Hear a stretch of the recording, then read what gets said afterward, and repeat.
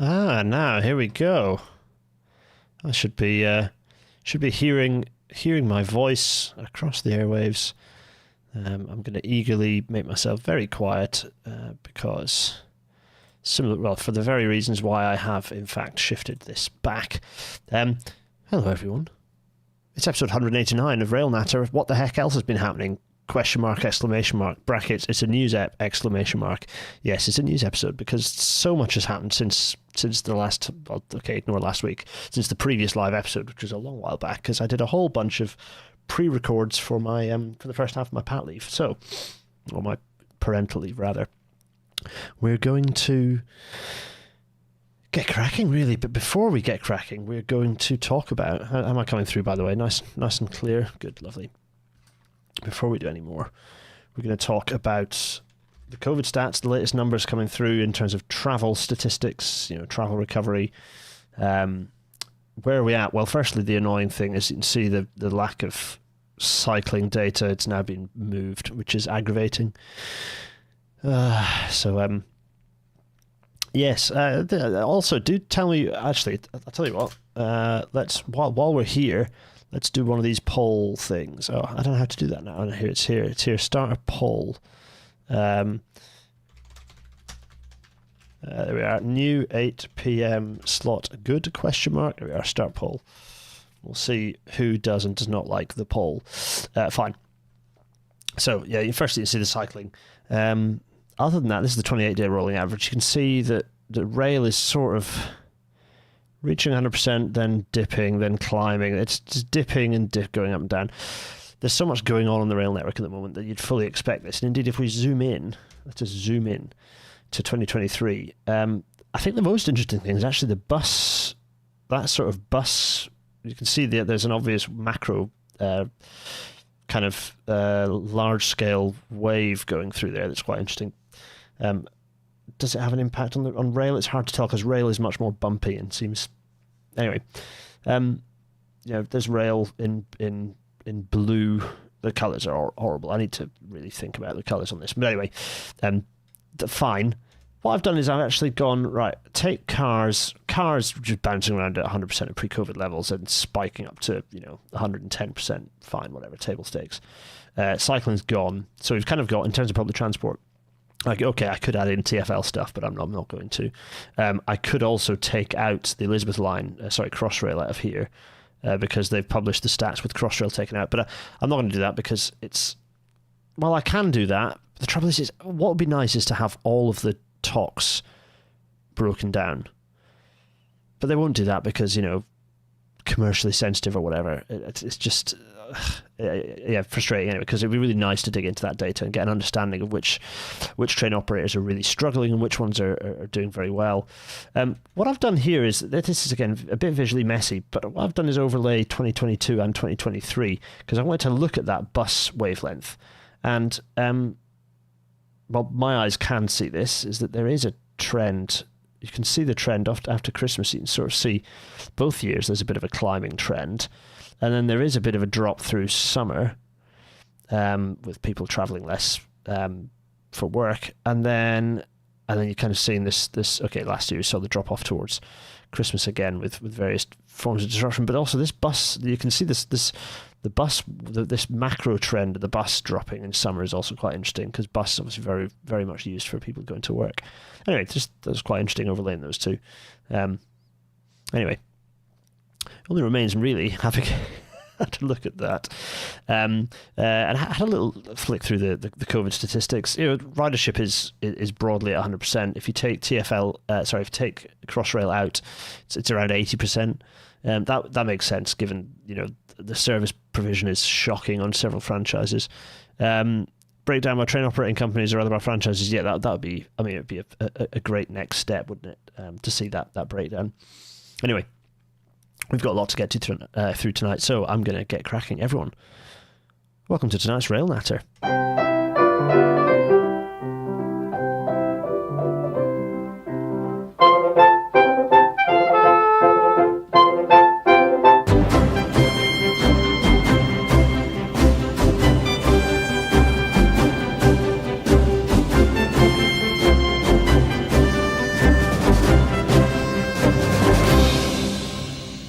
as the Intercity 225 fades away. Yes, firstly, a correction. This is particularly for the audio-only people, but also for all of you watching. Last week's slides were put together in true sleep-addled, or sleep-deprived and brain-addled me way. This slide, it's a nice slide. I like it. Let's bring me up in the corner, by the way. It's me. Hello, everyone. This slide, nice slide. I like it. It's also wrong because I calculated my percentages wrong, as you can see. So I've corrected those now. So we're looking at 65%. If you go by the DFT number, which is actually basically the upper bound of this quote. So these two are kind of related to each other. These kind of numbers. Really, the 88 is the upper bound, including contingency. But we'll go with 88. So essentially, in 2015 prices, 88 billion. But in today's prices, the last formal quote for HS2's cost in its full extent is in today's money about 100, call it around 120 billion quid. You might think, okay, 65% is still a huge amount extra, but I thought I'd just toss in a couple of extra numbers here that are kind of interesting. First one is, while I get aggravated at my own. Wait, I'm just going to correct this because there, and also there. There we go. Just fixing my own graphics, you know. Yes. Oh, there we go. Yes. So if we want to look at cost escalations, let's look at rail tracks, West Coast route modernisation. It started out as rail tracks. So the 1998 estimate was 2.2 billion, and the target cost by 2002 had escalated to 14.5 billion. So if we normalise those prices, and that was still in 1998 numbers, if we normalise those figures, that's 4.1 billion in today's money was the guess as how much the work would cost for the West Coast route modernisation. And in August 2023 prices, so this is the same, we can now do to September 23, but I'm done to August 23 because it's the same as these numbers. £27 billion was the target cost for West Coast route modernisation. That's a 660% increase. So if we're getting upset at a 65% increase, which is a lot, 660% is pretty breathtaking. Incidentally, HS1, I don't have the full and final number. Actually, I do, but I don't have the original estimate, so I can't make the same comparison. But according to the NAO, the National Audit Office, HS1 saw an 18% increase from start to finish. You can see that's also using the nice, horrible beige colours from the 90s. Why is this fixation with beige that we had in the late 90s? Anyway, 660% increase and this is the evidence. I used these numbers. Actually, I used slightly more conservative estimate because I used the final receipt cost of the West Coast route modernisation, which was actually lower than the target cost. But this is the equivalent of the numbers that are being bandied around for HS2 at the moment that I'm putting on screen. I put these up when I talked to the Transport Select Committee and gave evidence explaining how much more expensive doing major work to the existing railway network is. And how much more unpredictable it is. And that's exactly what we're going to, or actually we're not, because the government's not going to spend any money on the existing network, but that's kind of ostensibly where we're at. Anyway, there's my brief correction. Let us talk about the news. Let's go for the news. Firstly, the Doncaster report has landed for the freight collision with the back of the container train. Why is this relevant? Well, in the midst of continued strike action in relation to working conditions, let's have a little look into the table of hours this driver's worked in the run-up to the collision. Phil Hay of Rail Magazine very much pointing this out. Shows very much why rest days for drivers are important. This is relevant, everyone. When you're hearing discussion of, drivers are doing, they're not working rest days, so that's why we're finding, we can't run our franchise, blah, blah, blah. Drivers are unofficial, they're doing unofficial strike action by not working their rest days. This is what the consequence of working rest days is. Anyway, it'd be good to flick through that. I might do a two-parter. We'll flick through the Doncaster report and flick through... here's a zoomed-in version, by the way, if you want to see. So completed shifts. Shift numbers 1 to 5. Roster shift not worked because of the accident. So this is Wednesday the 29th, Thursday the 30th, Friday the 1st, So we're saying shift duration, cumulative hours worked, 40, this is every 29th, 30th, September, April, June, yeah, so 29th, Wednesday the 29th, Thursday the 30th, Friday the 1st, Saturday the 2nd, Sunday the 3rd, and still rostered Monday the 4th, Tuesday the 5th, Wednesday the 6th, Thursday the 7th. That is a total of, bearing in mind there's a 12-hour shift, so that's a total of 100 hours, nearly 100 hours, 95 hours and 43 minutes would in theory worked before a rest day. That is why you do not force your drivers to work the rest days. This is just absolutely shocking. It's just such a just baffling amount of hours. And yes, something European Working Time Directive, yeah, absolutely. Anyway, what a shambles. Max hours worked in a given period. Yeah, agreed, Graham. Yeah, absolutely. Yes, there's lots of other news that there is other news that I've not included. For example, people saying Newnham Viaduct now fixed and Plessy Viaduct still broken. Yes, there are many news things that haven't made it into the news for various reasons, but I've picked up a smattering. The news is never exhaustive, is it? It never could be. So that's the Doncaster report. Salisbury report has landed. We will definitely do an episode on this. And a particular thing picked up here by Not Posh Dave on Twitter. I wonder what salience this will have to events. Let's have a look at this. Oh, yeah, look, that's on the event 2021, or after the event. There's some stuff here. What's all this stuff that I'm covering in red so people with monochromatism can't see it? Versus here, where there is no vegetation, and here, where there is no vegetation. So it's not just the steam era. This is the diesel era. This is the 1970s. And you can see there is no foliage. So all of this is just weeds that have grown. All these fine-looking trees, they're just weeds that have grown up since the 1970s, and going to be honest, probably ought to be treated as such. There is a balance to be struck, but this evidence here, it was not that balance was not got right. In related news, if we're talking about vegetation, deveg and vegetation management, relatedly, here's a new civil engineer, Thomas Johnson, reporting on Network Rail cutting more than 500 posts in its track renewals kind of division, knocking nearly 300 employees out of work. 300 people sacked altogether, totally dropped out of the industry. 300 skilled individuals lost from the industry. Absolutely excruciating. Yes, there are currently 800 posts within track renewals, and this is going to be reduced to 260. Just staggering. It's just... It cannot be expressed the extent to which this is unbelievably short-sighted. We haven't got on top of the backlog, because actually in the previous control period things were cut, but they've been cut. This is cut to the bone. This is just, I cannot express the extent to which this is bad, dangerous, bad news, like dangerous stuff. The union. So the RMT has warned that the latest cuts come off the back of massive government funding cuts for CP7, which means a decline in renewals for the next 5 years. Yes, exactly. And indeed, the RMT have come out kind of spitting flames on this one, rightly so. This was a couple of weeks ago. To be honest, I don't really need to annotate this much, other than just sort of posting that headline. It's just shocking. This is the state we're in. Absolute terminal decline in the rail industry at the moment. It's just appalling.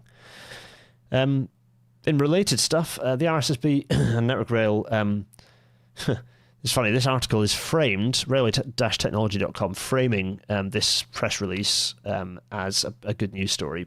Actually, what's happening here is that the RSSB have updated their safety risk model, which has shown that the FWIs for platform train interface risk is still about 13 fatalities a year, 13 FWIs, fatalities and weighted injuries.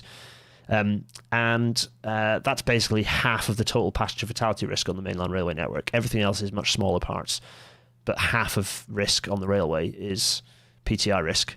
We're talking level boarding, all the sort of stuff I talk about a lot.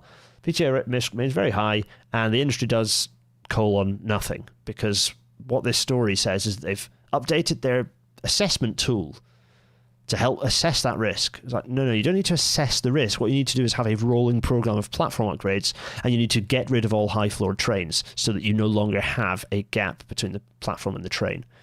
That would go a long way to resolving PTI. It would not eradicate it, but it would go a very long way to resolving it. Anyway, yes. A mess. Not good. Here's Katie Pennick, who did an absolutely sterling job. As she was always going to. Katie's very, very capable.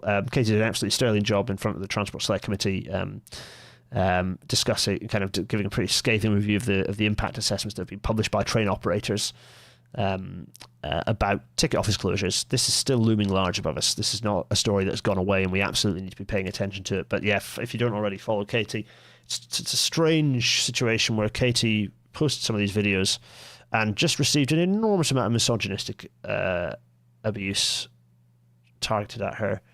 And all those people can rot in hell. Absolutely disgusting. So, anyway, where are we? Let's see. Lewis Bergen saying it's against hidden rules. I'm guessing that's about... yes, I'm guessing that's about fatigue. Talking there about fatigue. Lots of discussion going on, as ever. Hello to everyone in the chat. It's nice to have you along. At me if you want me to particularly spot your comment if you're not tracking amongst yourselves. Yes, Katie Fenn, you're absolutely spot on. We are absolutely on course for a rerun of early New Labour transport policy at this rate, which is do nothing to start with. Yeah, fantastic. Let's continue our odyssey through the news, shall we?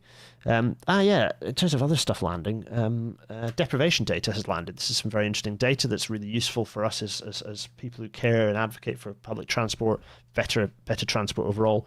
Very useful data set. Things that are very interesting are the heavy deprivation in our city areas, the pretty substantial deprivation just look at the whole of. What's interesting is this data includes the entirety of the island of Ireland, which is nice. It's kind of the flip side is that you have on the island of Ireland you have, or certainly in the Republic, you have people are better off in the city and generally worse off in the countryside, whereas in the UK it's the opposite. Cities are very deprived, and then all the rich folk are living in particularly the home counties, which is interesting because there's also an enormous amount of specific, if you listen to recent Trash Future, there's a lot of specific poverty in the home counties as well. But in terms of disposable income, this is a particularly interesting data set to look at. I like this. Every extra data set like this is extra useful information to build into thinking about improvements in transport. Yes. So. Yes, the ticket office thing has become a culture war issue. Everything is now a culture war issue. Everything gets sucked into the culture war issue because it becomes divisive. It means that it can become a wedge issue that allows the Overton window to be pushed, so that even if the extreme stuff doesn't happen, the stuff that causes a lot of harm does. You've got to see all this stuff in that framing. This is Adam Tranter here picking up did a really good thread. Well worth going and finding that thread. On a really nice thread interpreting the Finnish outputs of this document. Actually, this document here. I don't speak Finnish, but the thread basically goes through to explain a load of very useful stuff and a load of really interesting visuals and data, and you can download that report now. But they found a 5% improvement in the walking environment. So by which they mean a reduction in walking journey times leads to a related increase in public transport use. And in the case of their study in Helsinki, it resulted in them earning an extra really 10 million euros in fares. That's good. That's good common sense stuff. It's pretty logical to all of us, but extra data is always useful.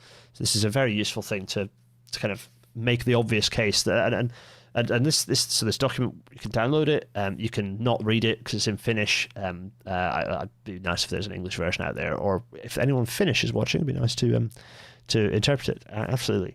Peter Hicks is saying, ticket machines. I came up against a problem where I took several minutes to buy a Milton Keynes to London Terminals ticket because there was too much variety. Absolutely. If I have these sorts of problems, what chance do normal travellers have? Hard same. I had the same issue with the ticket machines in Luton Airport. They're ticket machines within the airport terminal. coming back from Serbia, by the way, if anyone's wondering. And the ticket machines in there have like the old interface, and it's so clunky. I could not find the ticket group that I needed to get the Dart and the train back to London to make sure that I could travel East Midlands and wasn't restricted to Thameslink only. It was absolutely impossible. So I just went to the ticket desk and did it that way. It just, absolutely impossible. And also it doesn't work online because there's a bug with Dart, or for some reason, or there's some issue that means that you can't book those tickets online at the moment, or not through the LNER website. Anyway, this story, going back to Helsinki, is a good chance to kind of talk about the transport hierarchy, which I touched on with very much touched on it with Leo Murray in the episode about electric vehicle chargers a little while back. We're going to talk about the transport hierarchy a lot more in future episodes, because this is a really important thing to think about in terms of how to consider the overall urban fabric, as it were. So up at the top, number one, you have this is straight from the Leo Murray's version of this, but I've essentially kind of railnatographicified it because I'm going to use it a lot. Number one in the hierarchy, absolute priority is to people who are on foot or wheeling, as in people in wheelchairs, using other mobility aids, buggies. Yes, roller skates as well. Number one, they're the first priority. Number two is then bicycles, is cargo bikes, but personal cargo bikes. It's scooters, it's e-scooters. That's number two. Number three is wheeled vehicles, but so self-powered wheeled vehicles, but for business. So, kind of like big shopping cargo bikes, or some of the kind of the small shopping-y type kind of bicycle things, coffee bicycle stands, trailers, that sort of stuff. Couriers as well. That's number three. Number four, it's us. It's public transport. So public transport's in there. Bus, tram, train. That's number four. Number five in the transport hierarchy, so fifth on the priority list, is urban deliveries and taxis, number five. And number six is the private car.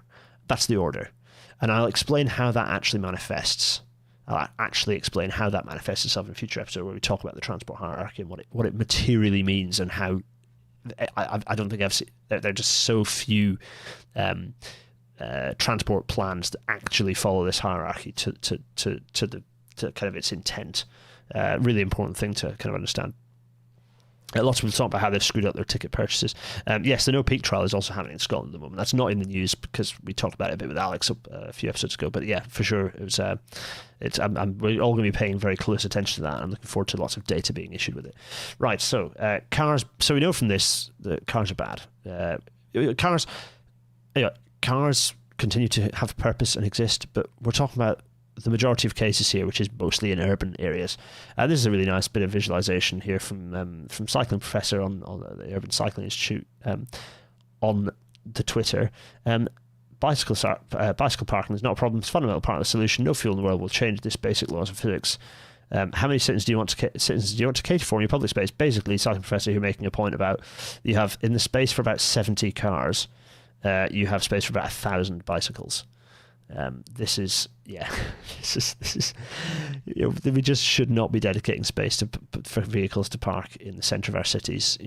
Fringes of the cities, and then using public transport into the city core. Fine, but no, this is a nice example of how to kind of convert. Get rid of that parking space, create a load of bike parking spaces, and then have some kind of low level industrial units or independent business spaces, that sort of thing. What else have we got? European Transport Safety Council here publishing pushing the fact there's been a new large-scale study in Belgium looking at the impact of the increases in vehicle weight on road death and injury. Basically they looked at over a 4-year period in Belgium, and then the increasing size of vehicles over that period and the impact that it's having on morbidity, on the harm on the roads. It's not good news, folks. Cars are getting heavier, and as a result of that, they're killing more people. It's as simple as that. This is also, if any little one stood in front of this here, as you can see, what's the view here is like this. At the front, was it like that even? How many school kids are you fitting in that area anyway? So from the VAS Institute, where you can go and collect the data, download the report. It's possible to go and do that. Go grab it. Relatedly, this is an older article actually, but it popped up, and it's related to some of the other stuff we're going to see. In fact, some of the other stuff in stories. All of this is all this stuff about cars bad is stuff to keep fresh in your mind for no particular reason. Just keep it fresh in your mind. So we know that entrenched car culture is a bad thing. Motor normativity is the fancy word for it. Car brain is the thing that we all know it to be. It's capturing people in poverty. Relatedly, a couple of papers looking at children's right to the city and their independent mobility, why it matters for public health. Some interesting papers here. Two separate and very similar papers looking at the fact that car dominance, the fact that private car dominance and the dominance of motor traffic in our urban areas, and increases in speed, dangers, increases in frequency of vehicles, traffic, is, as they describe it, automobile-centric community design or motor normativity. This is Ian Walker's word for it, but car brain. Severely restrict opportunity for children to engage in active transportation, basically cycling around, and outdoor free play. And because it's an academic paper, they have to create a load of acronyms for it.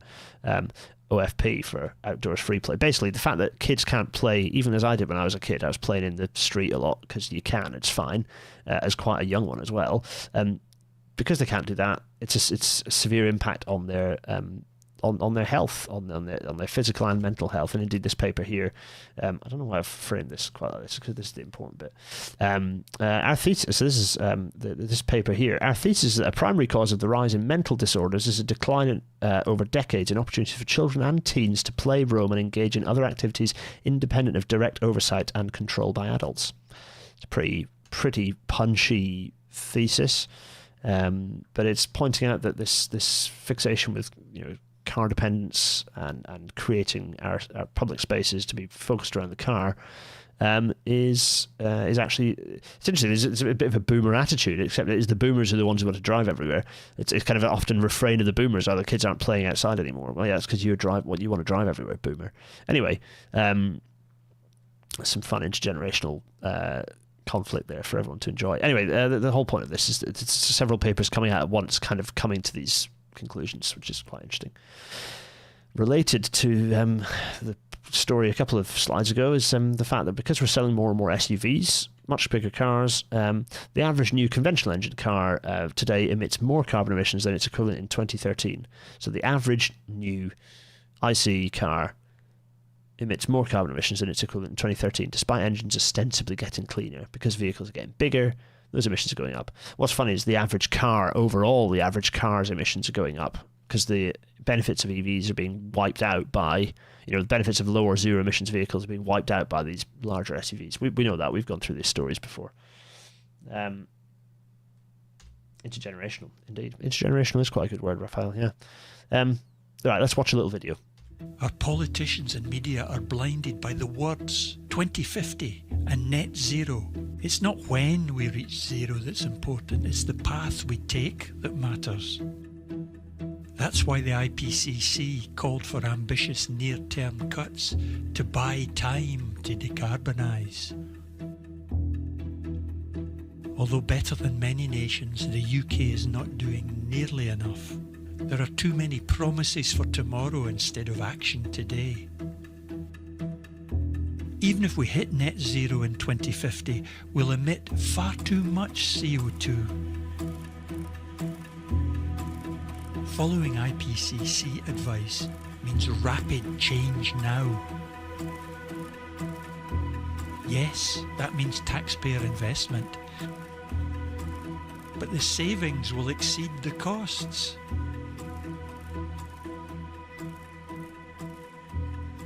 There will also be huge NHS savings from healthier lifestyles and clean air. Tackling the climate and nature crisis means real levelling up, with vast numbers of jobs in home insulation and heat pumps, public transport and renewables, and grants so that people can afford the changes needed. We should stop burning things anyway to protect our future. But how fortunate that electrification will also save money, create jobs, and improve our lives.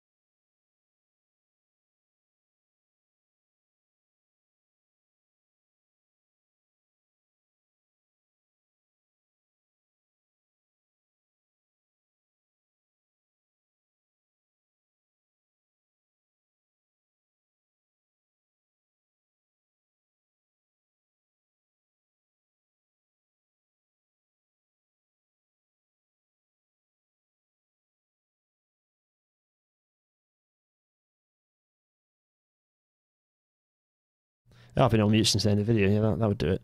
Anyway, sorry. I should pay attention. Anyway, a fine Scots lilt at the end of that video. That'll be a bit of sound for me to clip back. Right, let me start again. Right, so lovely video, Scottish lilt, marvellous. Puts my Scots to shame. Anywho, so the Intergovernmental Panel on Climate Change. This is the problem with having a mute button. You see here, look. See, I'm not muted. It's fine. I've fixed it. It's fine. I'm here. It's not the VT muted it. It's that I muted it because I wanted to not give you an echo. Oh, anyway, it's fine. None of you mind. All of you know this is a very professional outfit. Everything's fine. Sorry. Intergovernmental Panel on Climate Change. Their synthesis report. They've been publishing this for a long time because we chose to do nothing. Every single time we had the first IPCC was what was it, 70s. And we could have gone, fairly steady reduction. That would have been good. No, we haven't done that. What we've done is every single time we've gone, no, we're not going to do anything. No, we're not going to do anything. Oh, no, we're not going to do anything. And we continue to not do anything. And it's just going to get steeper and steeper. And as I was saying while I was muted, was that this is going to happen whether we like it or not. I think there was a quote that I put up in previous slide, didn't I, where... actually, it was the discussion with Alex Hines, wasn't it? In the news with Alex, where this either happens with us deciding on the timeline, or it happens with us not deciding on the timeline. Whether this happens is not up for discussion. This will happen. This will be inflicted on us, whether we like it or not. And yeah, so let's just keep that fresh in our mind. The need for urgency, the need for rapid adjustments. Really key. And there's a nice zoom in. Again, once again, I should have been using. I always forget that I do a nice zoom in on the graph. But anyway, this is basically pointing out specifically that we need to be reducing our emissions by half by 2030. By half by 2030. It's an enormous drop. Yeah, that's pretty radical drop in emissions, and that's there's some specifics in data there if you really want to see kind of go in and have a look at the actual absolute and relative figures. So another thing we need to keep in mind, so all this stuff about net zero, which by the way, net zero is not enough.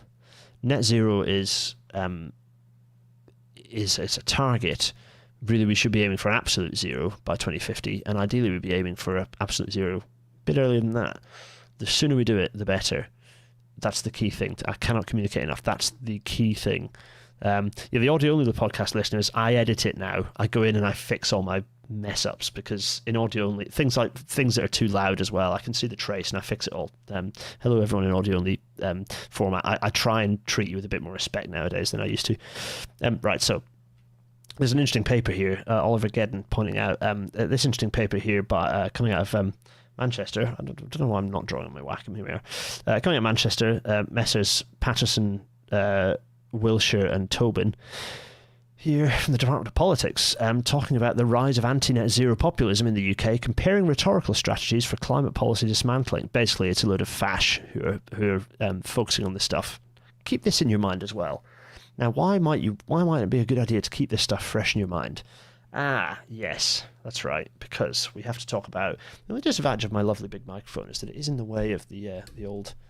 I'm going to adjust it. So it is in the way of you lot in the chat, which is not the best.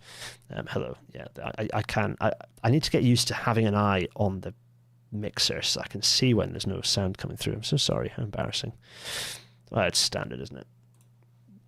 All of you screaming, no sound. Everyone's atting. It's all the chat saying. Yeah, anyway, right. So, right. Under the headline title of, and it made me want to punch a hole in some drywall when I saw it. Long-term decisions for a brighter future is what the Conservatives went for as the headline of their party conference. And because basically this is government as posting. So the Conservative Party conference. This is as ever is the case. It's the case for the Conservative Party to use government announcements to increase their own personal election chances. Not anything to do with the future of the country. Really important thing to bear in mind. All of these announcements were all about them and their jobs after the next general election. It wasn't even about electioneering so much anymore. It's more about these are the sorts of people we are. You should employ us at Policy Exchange. So, long-term decisions for a brighter future. For the most part, this is what this is the insulting shit that they put on. Oh, sorry, this is the insult that they put on as there's someone getting upset last episode. I swear sometimes. Swearing is good. It's healthy. Kids watching this, don't swear. You look, basically, if you're a kid and you swear, you look stupid. But honestly, you do. You look silly. If you're a kid and you swear, you look very silly. Adults, though, swear lots. It's good and healthy. It generally is also multiple papers. In fact, there's possibly a Cochrane review of it that points out that swearing is generally allied with high levels of intelligence. So there you go. Long-term decision for a brighter future, remove gender-neutral language. This is basically the level the whole thing was. Actually, it was a lot worse than this. There was a lot of outright fascism in the CPC, particularly from the likes of Braverman and Sunak himself, playing to a lot of transphobic sort of tropes. Just really horrible stuff, out and out, unpleasant all round. But this is for me a classic example of the abuse of this description here. Are they trying to just make the phrase long term not mean anything anymore? So is that their plan? I don't know. I don't understand. Anyway, this is the level we're at. Removal of gender neutral language is what they think is a long-term decision for a brighter future, as opposed to playing to culture war posting nonsense that their right-wing mates all think needs to happen. Anyway, so all that net zero stuff, keep that fresh in your mind. Here's Tom Clark saying that the BBC says that the Prime Minister is set to argue that Britain's over-delivered on confronting climate change. So I'm going to kind of say, yeah, they're over-delivering on climate change, according to this. So anyway, and the things that this was before CPC. Actually, this is just warming a little musée-bouche, just warming us up. The government are pushing the ban on the sale of new petrol and diesel cars, currently set to 2030, back to 2035. Obviously, this actually pissed off the automotive industry, which is quite fun. Silver linings. Second, the government would significantly weaken the plan to phase out installation of gas boilers. So all this really bad stuff. Homeowners, landlords would be told that there'd be no new energy efficiency regulations on homes. What? This is all just landlord stuff. Fourth, 2026 ban of off-grid boilers be delayed to 2035. Britons will be told there will be no new taxes to discourage flying. Ouch. No government policies to change people's diets, and no measures to encourage carpooling. Of course, these are the meat tax, which never existed. Measures to encourage carpooling. Why not? It's good. Carpooling is good. It's a good thing.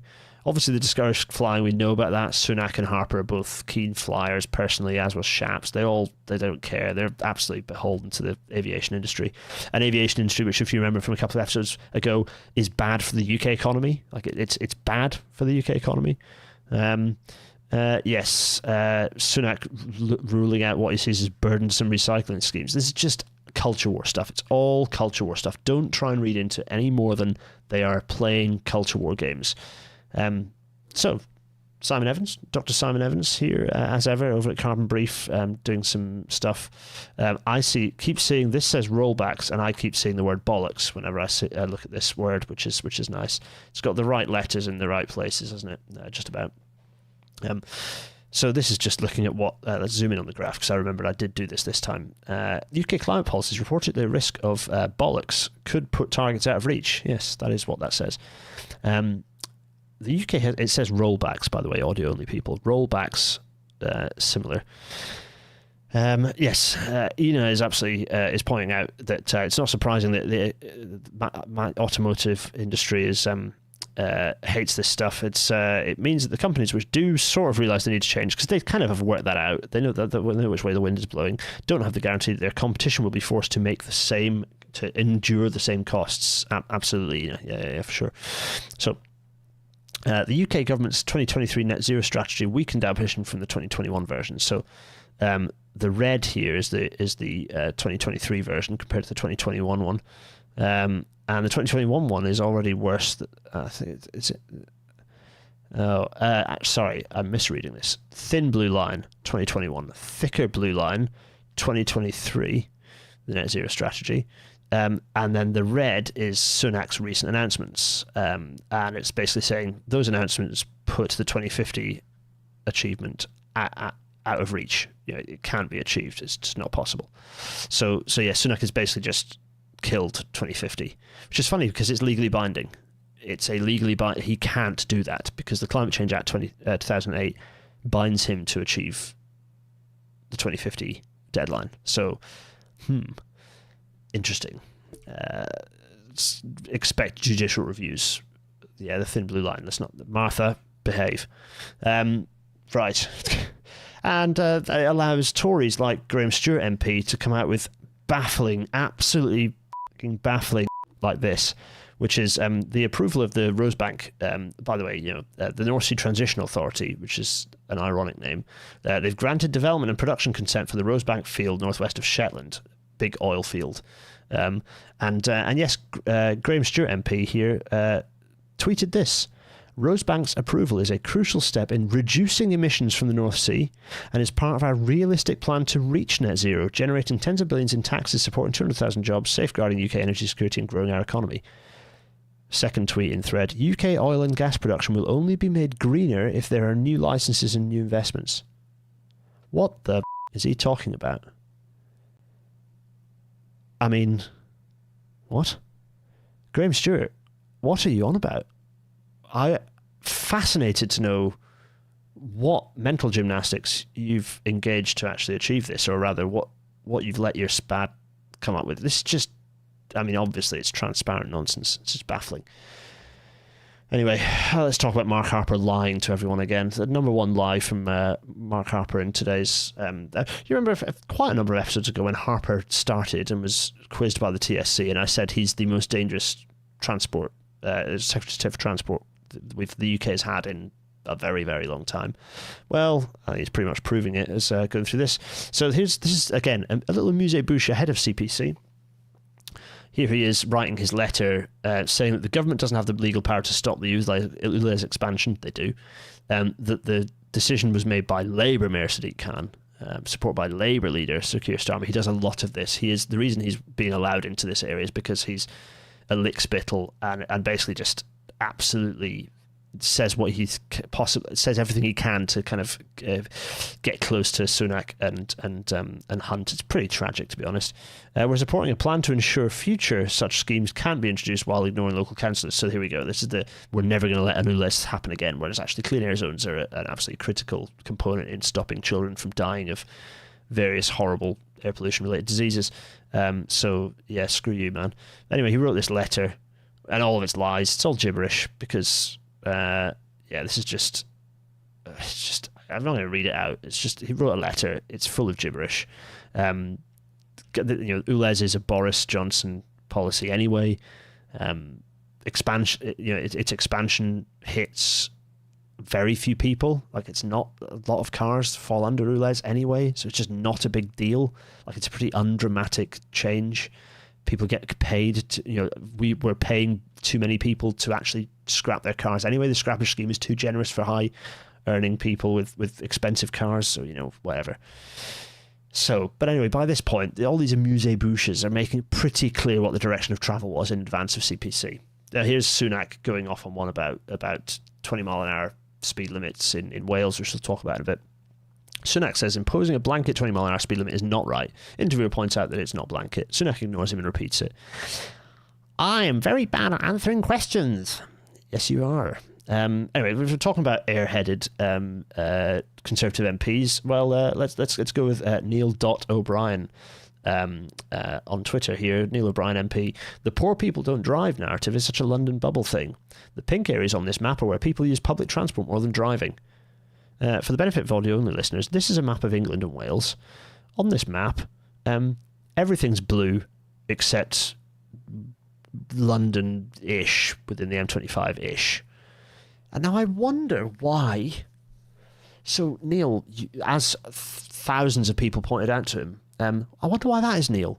Is it because the only part of the UK that's seen any significant urban public transport investment is London? Yeah, okay. Moron. Absolute dimwit. Just these people are not. It's really important for everyone to understand. These are not intelligent people. They are there because they have absolutely reaped the rewards of their privilege. That's the only reason why these people are in these positions. It's because of privilege. They are not intelligent people. They are not capable people. They are perhaps quite good at misleading others.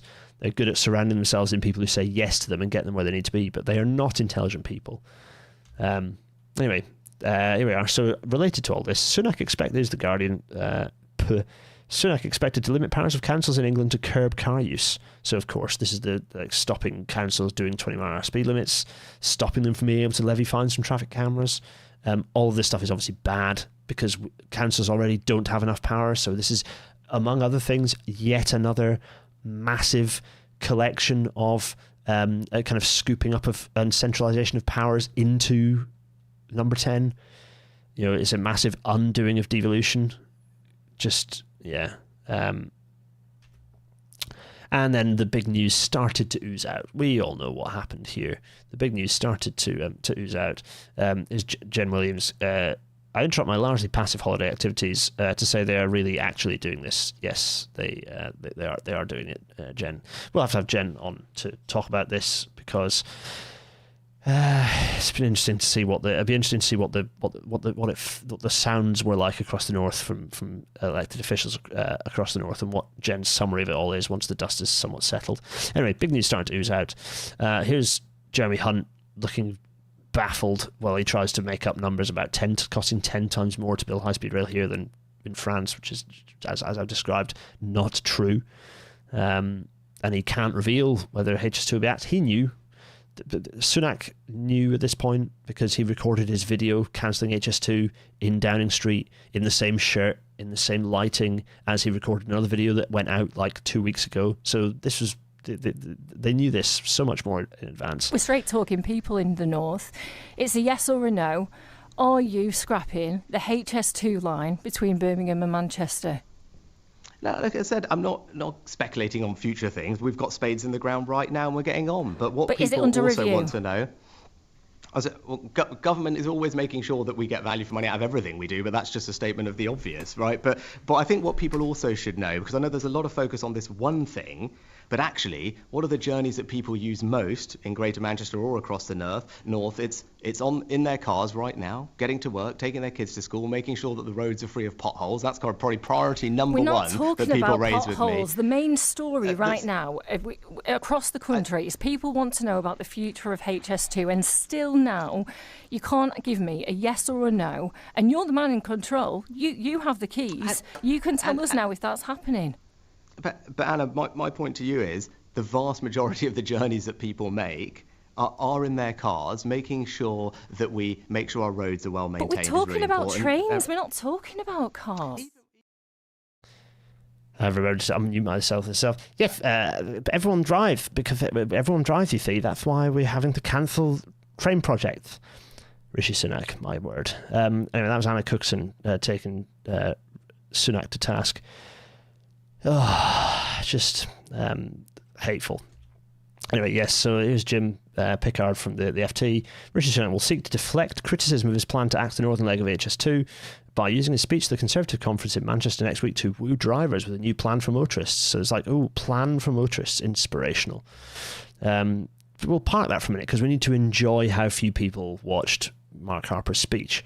This is fun. Ian Barnes here within the press crew pointing out that everyone had been told to shift over to the right so that people like the guy here in this picture could take a deceptive photo. The picture, I'm going to zoom in on this picture. This picture is of a at least half empty conference hall where they've ushered everyone to go and sit on the other side of the room and left all these empty seats so that any photos taken make it look like the room is full. Anyway, so Harper very much lost the room and interest, and part of that was because he also lost the plot. Here's he was quoted saying, him going to full tinfoil hat. What is sinister and what we shouldn't tolerate is the idea that local councils can decide how often you go to the shops, and that they can ration who uses the roads and when, and that they police it all with CCTV. So just to make absolutely explicitly clear, this is, fundamentally an anti-Semitic trope. This is a globalization, like World Economic Forum type trope. This is conspiracy theory stuff that he's repeating here. He's referring to 50-minute cities. He's conflating 50-minute cities with ULEZ. He's also conflating it with some of these ideas about car management, also about car-free, low-traffic neighbourhoods, LTNs, which he did an announcement a while back saying that I'm banning LTNs, which he doesn't actually have the power to do. All this stuff feeding into this culture war stuff, and this is extreme culture war stuff because these are full conspiracy theory, anti-Semitic type kind of chaos tropes right now.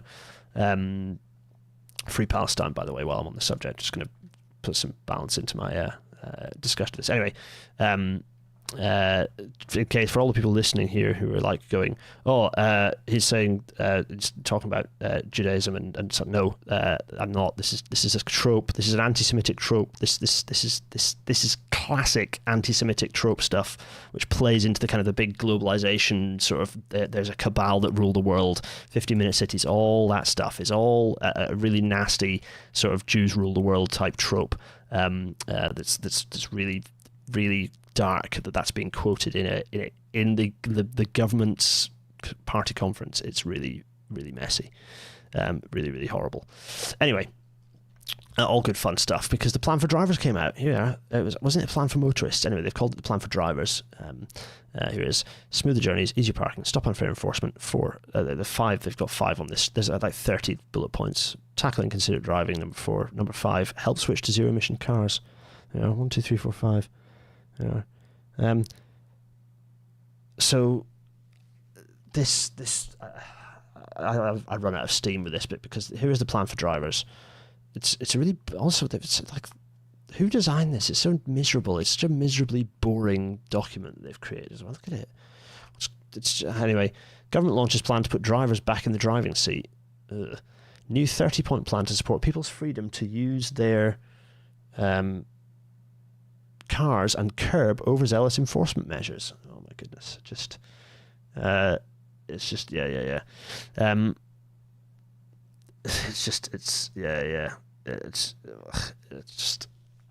everyone. I'm sorry, I'm struggling because this is so obviously bad. It's all about the fact there's this war on motorists, which, as we've seen, there isn't. Fuel duty frozen for as long as it has been. The fact that we've seen motoring increase, it's increased by percentage points over the last couple of years. It's just anyway, just not good, not good. Anyway, everyone in the chat, how are you all doing? We're gonna have to have a coping moment. Anyway, Phil Hay again, always good to follow Phil. He's always got interesting insights. He picked up the plan for drivers, and even among younger people aged 17 to 24, this is something he's picked up in the report, in the opening paragraphs of the report, in fact. Even among younger people aged 17 to 24, 85% expect to be driving regularly in the future, despite only 56% doing so now. So about half of young people, like pretty young people, 24 is really young people, like early drivers, only half drive in 17 to 24. Sorry, that was really garbled. You know what I mean? Young people, only half of them drive. but some of them expect to have to drive in the future. Yeah, that's, as Phil says, yeah, the DfT expects this number to rise, and so does Phil, if the DfT continues making rail less attractive and fails to invest in alternatives to cars and roads such as HS2. Yeah, absolutely. Yeah, it's just so frustrating. How are we gonna have to do some therapy anyway? So yeah, the war on cars. This is all because of the war on cars, of course. Which the war on cars is that motor traffic levels have increased by 2.5%. Between June 22 and June 23, doesn't really feel like a war on cars, is there? Anyway, I'm gonna go big face for a minute and just I've smooshed my hair because I'm so stressed out. Hello everyone, how are you all? Yes, absolutely. 50-minute cities are not about controlling movement. Of course they're not. It's just like making it so that I don't have to drive to get to the shop. I don't have to drive to get the GP. I don't have to drive to go to the dentist. I don't have to drive to... It's amazing I can walk to these places. Yeah.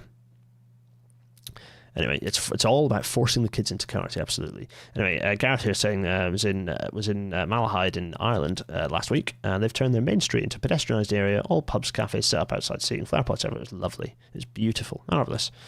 Tone McStone, let's spend money to reduce carbon emissions by giving money to car companies so people can afford. Who can afford expensive new cars can get electric ones. Yeah, exactly. Anyway, right. It's 20:57, 3 minutes in, and we've there's more to do, I'm afraid. Because the plan for drivers here is long-term decisions for a brighter future, slamming the brakes on anti-motorist measures. Isn't it marvellous? Isn't it wonderful? So here's Rishi Sunak. We're a nation of drivers. Okay. Most of us use a car every day, and for many, basically, this is the culture war stuff again. It's not about... It's obviously destructive, obviously damaging. People do not, the vast majority of people don't agree with this stuff. They want a nicer, less trafficy environment. Transport Action Network picked this up, which is fun. A nation of drivers, ? 48% of households renting their home from a local authority have access to a caravan. And, did I actually put I was going to put my PWI slide in, pointing out the fact that the bottom fifth of earners, only half of them have access to a car.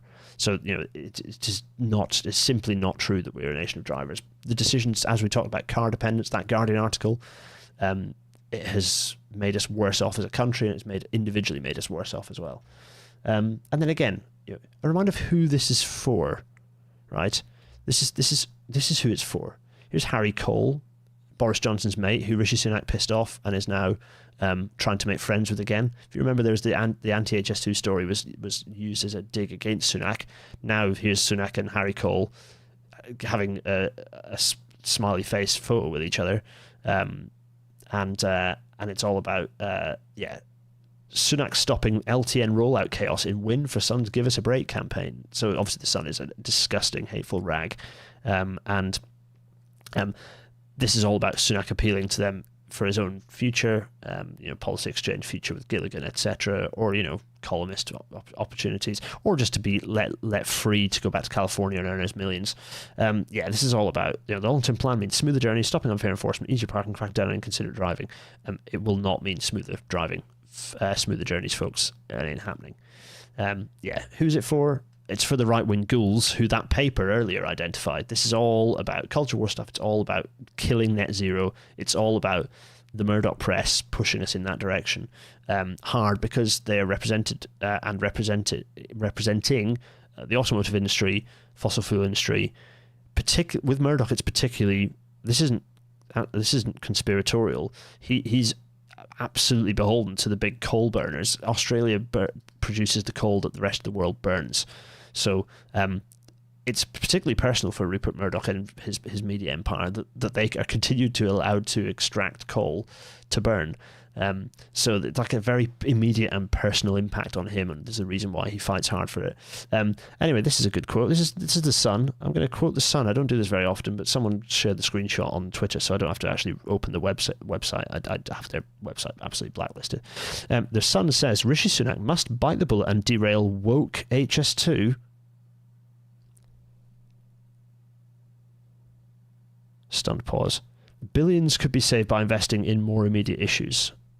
I mean, obviously that's materially incorrect, but all of this is materially incorrect. That's table stakes. No. Woke HS2?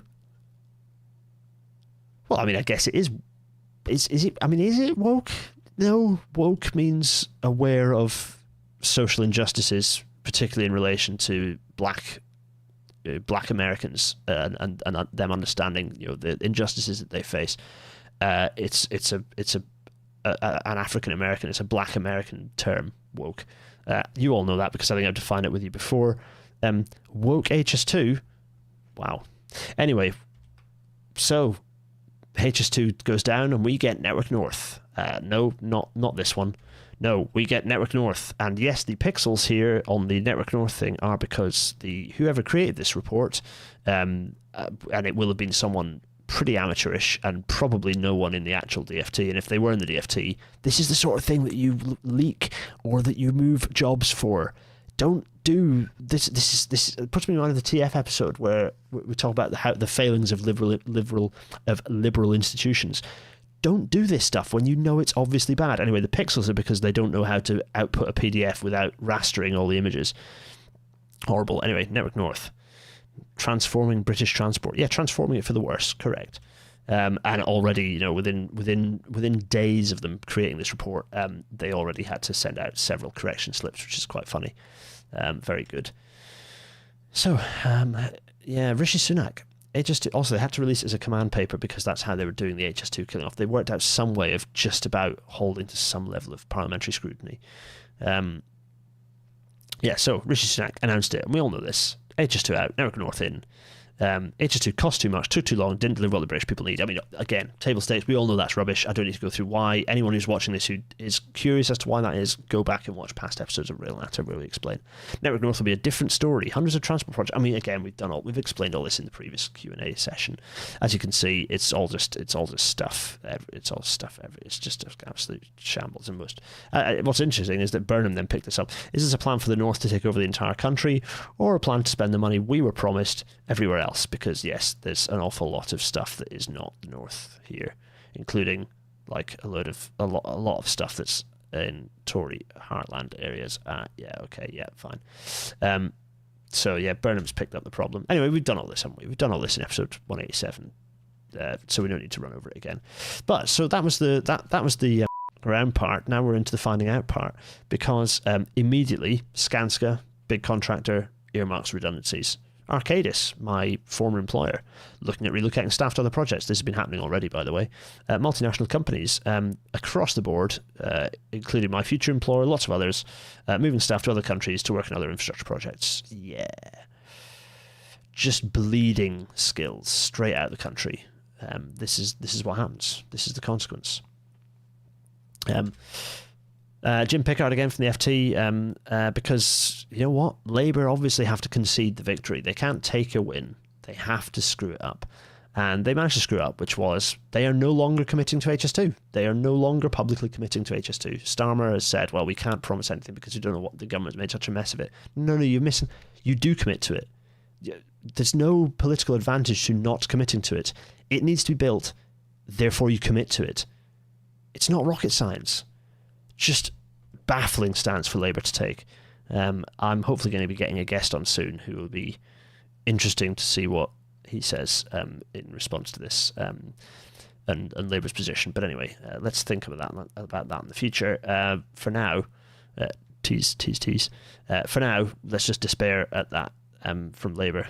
Anyway, meanwhile in Singapore. No, not in Singapore. What have I said in Singapore? That's a copy and paste. This is not Singapore. It's in Indonesia. Wait a minute. Let me just do this. Lol. There we go. Fine. It's fixed. Meanwhile in... Don't shout, Gareth.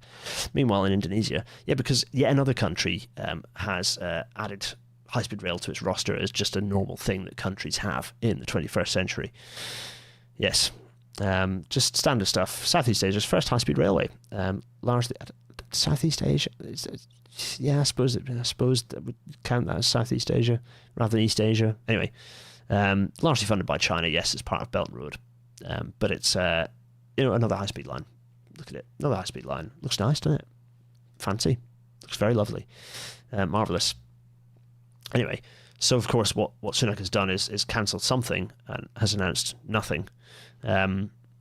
So yeah, we have Sunak admits. This is John Stone, friend of the show. Hi, John. Rishi Sunak admits. Oh, by the way, John, congratulations on the new role at Politico. Everyone. He's moving over to Politico. Rishi Sunak admits list of HS2 replacement projects just illustrative and not pledges. And indeed, Owen Wells has picked that up as well. Sunak today saying the list of transport projects he outlined in his speech last week to replace HS2 were actually illustrative ideas for projects that could be funded and not necessarily projects that would receive funding. Number 10 say about 5 billion of the 36 billion would be given to metro mayors to fund projects of their choice, and those are the projects that the PM meant are illustrative, but the majority will go on specific projects they will commit to now, except they haven't committed to any of them now. And it follows similar questions to be asked of Harper. Yeah. Cancel something, announce nothing. And of course, the thing that's happened is now they're just because they've lined this up, they've teed this up to trying to make it a win. All of the DFT comms now say we're redirecting funding from HS2, which of course isn't how this works. What's fun is that they've been doing that, and then they've been getting community noted in all their tweets.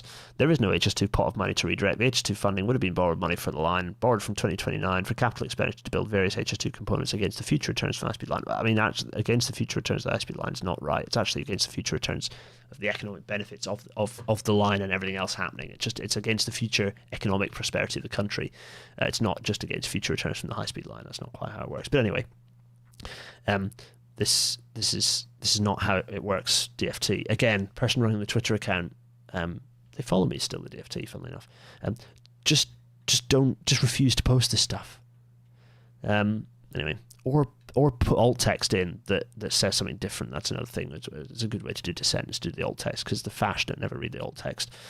What else? Oh yeah, Harper lies part 2, because again DFT saying because we're canning HS2, here he is. Redirected HS2 funding secured by this government. HS2 was your project. You're building it. Just the gymnastics going on here are breathtaking. Anyway, democracy in action here, because let's just tidy up my messy slides. Robert Saunders here, referring to work done by the Hansard Society.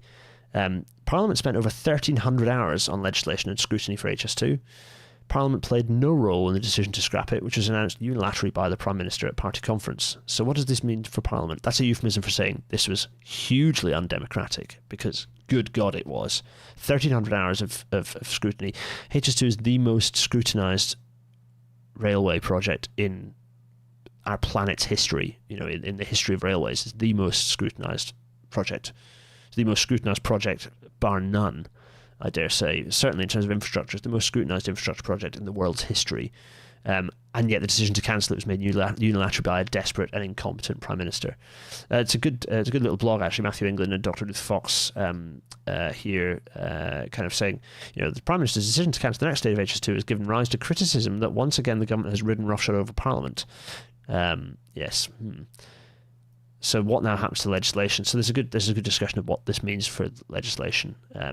It's an interesting blog. I definitely recommend going and having a look. Very much worth a read, because obviously this is it's unprecedented mess that has been created here. Promote the poll again. 92% of people are 8 p.m. slot is good. 98% of people are happy with the 8 p.m. slot. That's good. It just fits better with the wee one's bedtime.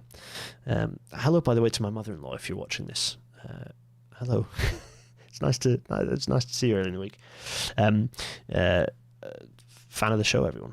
What can I say? It boosts the numbers. Everyone who watches is always welcome, particularly if they're family. It just means it's very embarrassing for me, and if I think about it too much, I go bright red. Anyway, let's press on quickly. Democracy in action, because that's right. The organisation ostensibly in charge of almost all of the UK or GB's railway infrastructure was not consulted before the plan to move 36 billion over to HS2's replacements was posited. I'm sure this really cheered up Haynes and Hendy, who are already, well, it kind of washes over Hendy, but Haynes looks like a broken man. Network Rail, again, this is Jem Williams and Philip Georgidis here breaking this. I mean, again, I knew this. Everyone in Network Rail I was speaking to was like, yeah, we'd right up in system operator, right to the top, had chat with the route director and going, did you have anything about this? And it was like, no, nothing at all. Not a thing. not even at route director level. That's like basically as high as it can go at, other than, and the reality is Haynes and Hendy probably were out of the loop on this, staggering. Anyway, hopeless. So we're talking about democracy. The reason I kept this as democracy in action, Kyron, is because Network Rail are currently spending, and rightly spending, millions of pounds on developing plans for how to develop the rail network, and in various ways. So there's the team developing what's supposedly left over in Northern Pass Rail that's spending millions and millions. The team in system operator developing what was the WISP, what is now being called the long-term plan for rail or something. I don't know. Originally it was the WISP, the whole industry strategic plan. That's all shredded because without HS2 none of it makes any sense. You can't do any of it. Everything's broken. It breaks everything. Getting rid of HS2, it was already bad enough getting rid of the Euston leg, which was a really key part of Network Rail's long-term plans. But killing off the rest of the project just destroys. It absolutely fundamentally wrecks any long-term planning capability of the industry. Wrecks all the freight planning, all the freight customers planning for the future. Just wrecks it all. Owen O'Neill pointing out the word on the street is the DFT didn't know about it either. Yeah, of course they didn't. That's evidenced by what we see in a minute from the Permanent Secretary, which happens to be what we see here. Dame Bernadette Kelly, Permanent Secretary to the Department for Transport. This is Permanent Secretary speak for you. I told you that this was going to be the consequence of your actions. Yes, so this is a good quote from Bernadette Kelly in her letter to the chair of the Transport Select Committee, the Treasury Officer of Accounts, and the Comptroller and Auditor General from the NAO. Thanks to Gareth for telling me what a Comptroller is last week. So, the previously stated strategic case for HS2 to generate transformational benefits and rebalance the economy by joining the North and Midlands with London no longer applies. Wop, wop, wop, wah. Yeah, that's basically saying, yeah, you broke it. It's broken. You've destroyed the project. It's destroyed. Anyway, it's good stuff, isn't it? Here's John saying, without Euston... Oh, this is the finding out part again. Continued. Without Euston's HS2 rebuild, or something similar, it's going to get so rammed over the next decade that it'll have to be regularly closed at peak time for safety reasons, according to a confidential study commissioned by the government. Yes. As if by magic, that was September the 29th. More recently than that, we've seen Euston Station being completely closed due to overcrowding. Riley Quinn, get your hand off the lathe. We predicted this would happen in Trash Future, and it's already happening now. This is how bad Euston is. This is how much we need an expansion of Euston Station, independent of what services look like. With more on Euston later, by the way. And indeed, actually, funnily enough, the day before this, the RR actually put in an improvement notice for better crowd management at Euston Station because of how bad the overcrowding is at the station. Euston Station was desperately needing HS2 to open to take to just distribute some of the passenger flow better. As I've said elsewhere, Crossrail 2 was supposed to be doing much of the work, improving Euston's underground station to improve that flow, and that's not happening, which is why HS2 had to spend so much money for TfL to improve the flow around the station, because the TfL stations bracket S around Euston are a mess. And the finding out part continued. So the HS2 thing didn't seem to swing the polls and didn't win them the by-elections. In fact, the by-election was taken by, I'm hardly going to call him Stormin Starmer. He's not exactly radically winning hearts and minds at this point. What's funny is the Tories have blamed it on low turnout and their voters staying at home. Obviously, Starmer's like history in the making. Well, even if people saying, what was it, Education Secretary Gillian Keegan going, there's no love for Labour. Yeah, for sure, but you still lost, which doesn't say a lot about your policy. People are not buying into what the current Conservative Party are, even if they are traditionally Conservatives. So it's not really not going well for them. My favourite, of course, is this quote here. Number 10 is said to be bruised after the party conference failed to push through. Sunak's flagship announcement, scrapping the northern leg of HS2. It's not the northern leg. It's scrapping. Well, it's just scrapping HS2, and reinvesting every penny of the 36 billion saved in regional transport projects. Again, I don't know whether is this a quote from the Times?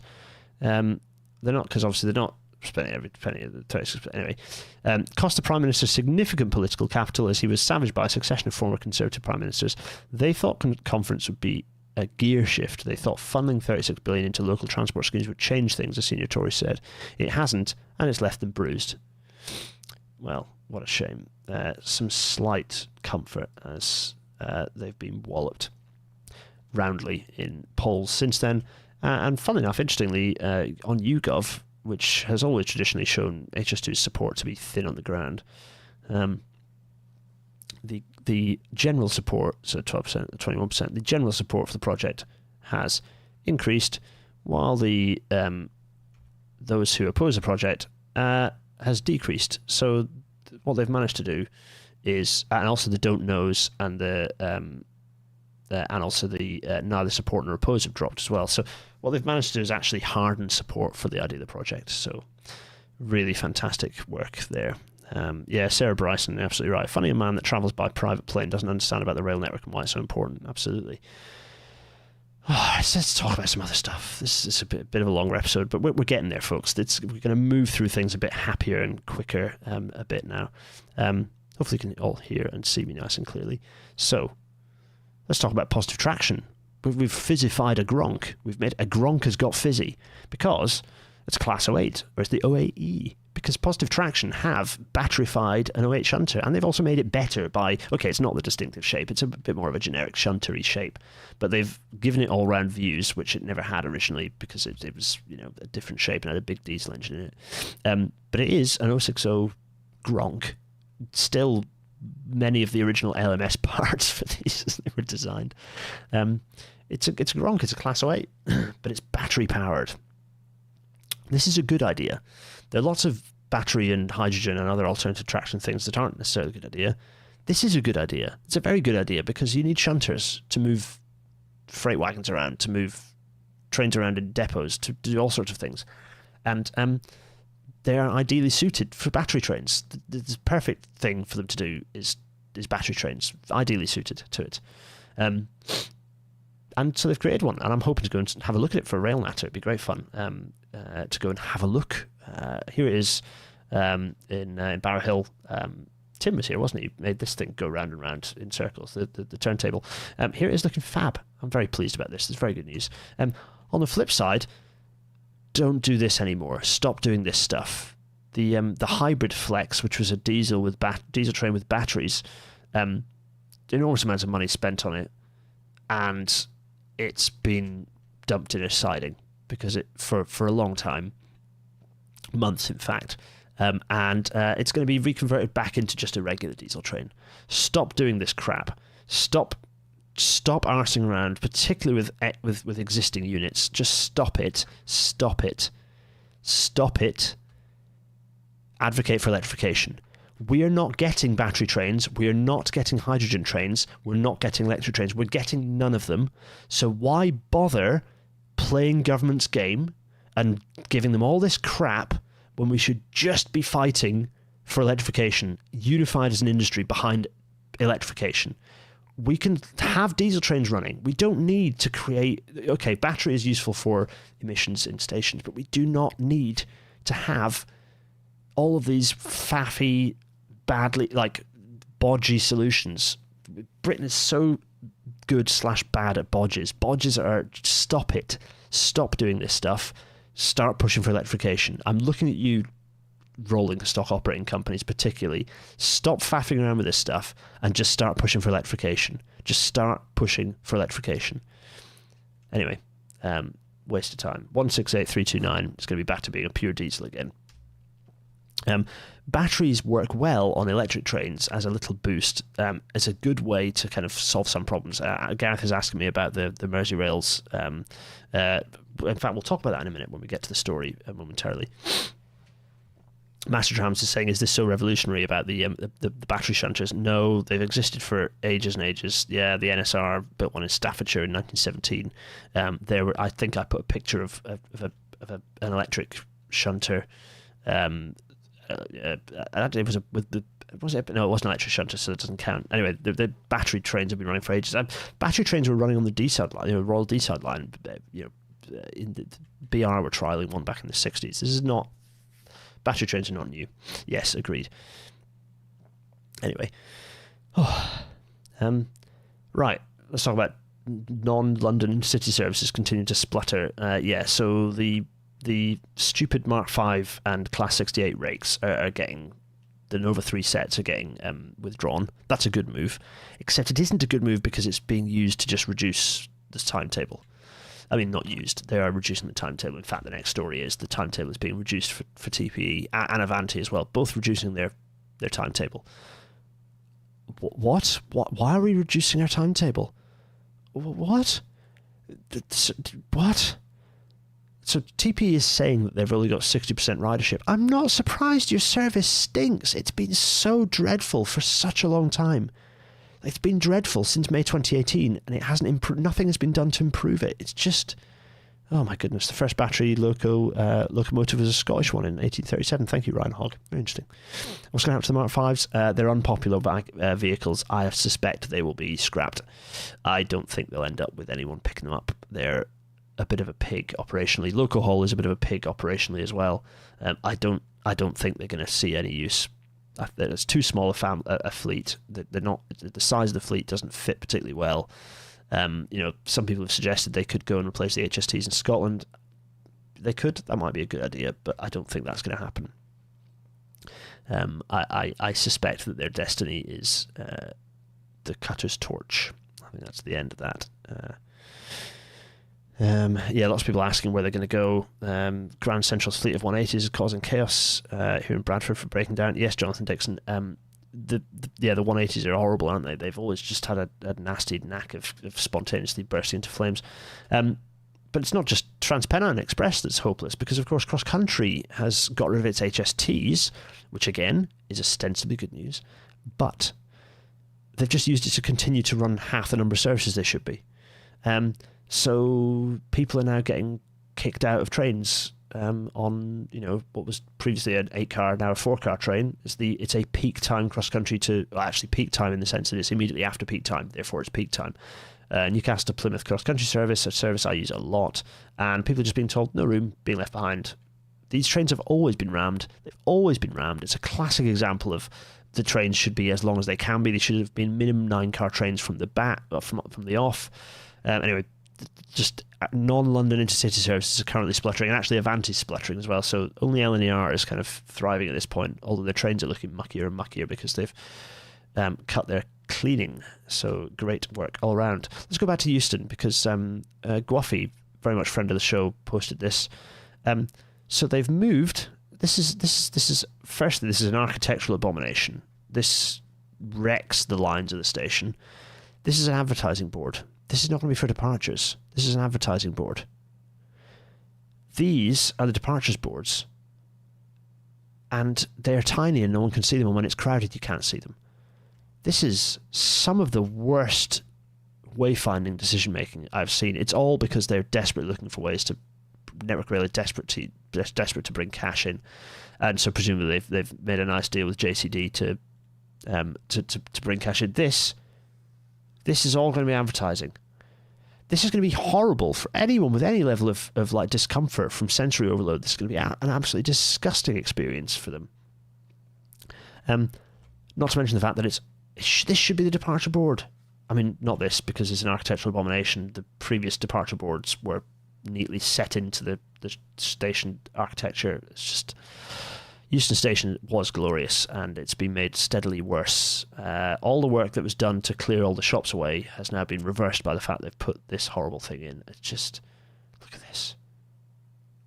Look at this. It's awful. What is happening? It's just so depressing. Contrapunctus Mammalia is saying, any chance the reduction of TP services to use staff to train recruitment as TP used to promise more service and they could deliver?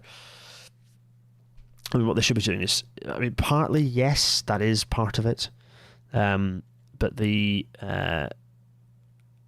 a long-term the timetable decision is a long-term one, and I think they intend to hold it that way. Anyway, if it's short-term, great. In theory, it's 6 months and then they fix it again. But there is a dial here. I've talked about Overton windows being shifted. Everything is being shifted the wrong way at the moment. Someone who posted this. I closed the tab. Someone on Twitter. I'm sorry, I've stolen your joke. It's a good joke. This is basically the future that they want. This is for the benefit of audio-only people. This is a screenshot from Blade Runner 2 with Ryan Reynolds asking the giant Ana de Armas character, "Do you know where I get the train to Manchester?" The giant advertising one. Yes, exactly. Anyway, right. That makes me very angry. I want to move on from it swiftly. HST Trains is asking what's the main problem with TP. Oh my god, where to start? It goes the problem. The Railways Act 1993 is the problem with TP. Basically, difficult to push beyond that. Lack of infrastructure in Manchester is one of the core problems with TPE. So the lack of infrastructure is a key one. Right, let's jump over the pond to Pennsylvania and the PA Department of Transportation here doing some classic victim blaming ads here, saying heads up, phones down.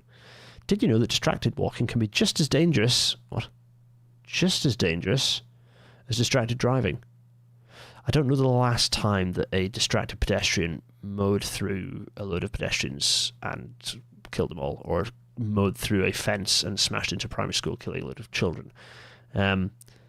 Just an absolutely baffling bit of advertising. You don't need to send this stuff. You just don't ever need to post this stuff. Pedestrians on their phone is fine. It's fine. You know what? It's absolutely fine. The environment around them is the problem. People on their phones, it's fine. Go away.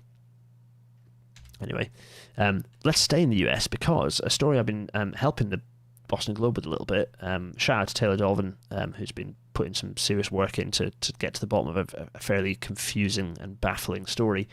The Boston Green Line, they have, right, this is what the hell? So basically it transpires that a dodgy supplier procured a load of ties, that's sleepers to you and me folk, got a load of ties manufactured with the track gauge pretty much precisely 1 inch too narrow, so 4 foot 7.5 inches, and those ties were installed all over the place.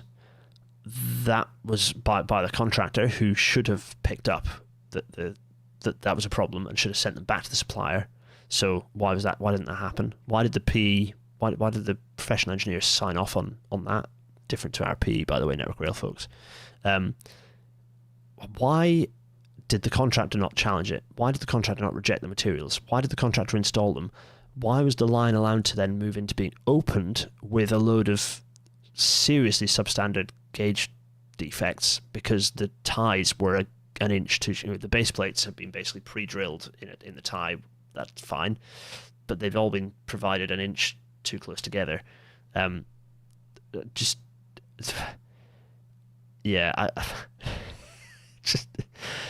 oh my goodness. So that happened. How is it that then that the client organization that accepted the new infrastructure didn't go, wait a minute, the gauge is all wrong? Then when they did the maintenance, they did a bit of a maintenance bodge. They kind of presumably re-drilled and epoxied some of these ties, one of the base plates in the ties, to correct the gauge. They apparently did that in such a way that it meant that they just wrecked all the straights. An inch, by the way, is easily enough to basically create a horrible wobbling wheel rail interface mess. This is just a top to bottom absolute. Yeah, Richard Fraser, you're absolutely spot on. This is like the absolute, arguably the most fundamental dimension on the railway is track gauge. Everything else is sort of secondary, but the most fundamental interface, the most fundamental dimension, is the distance between the inside faces of the rails. And if you get that wrong by as much of by 25.4 millimeters, for those of us to just get the scale in, for those of us who use adult dimensions, 25.4 millimeters, that's just a staggering amount of gauge defect. The ride will have been horrible. So they'd run all the trains slow and or close the line. Yeah. 1435 plus or minus 35 millimeters. Yeah, quite. Just a really staggering screw up. So this story is going to continue unfolding, because the interesting thing isn't so much the technical side now. It's like, how the hell was this allowed to happen? What were the pressures on the project that meant this happened?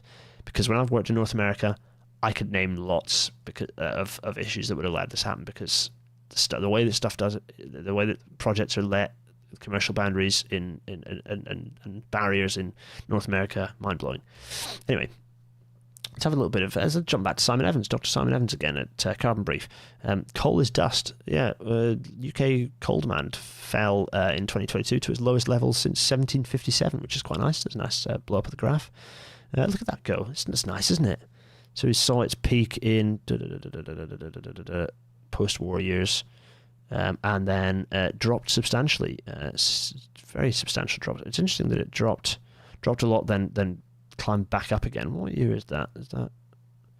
Can't quite tell. Anyway, nice graph. So it dropped down. It sadly peaked a little bit with COVID, but it's on its way out, folks. Coal is gone. That's some good news, right?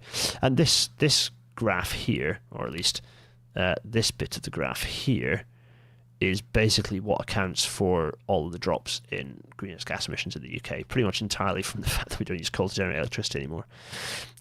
Let's not look at the one of these for Germany.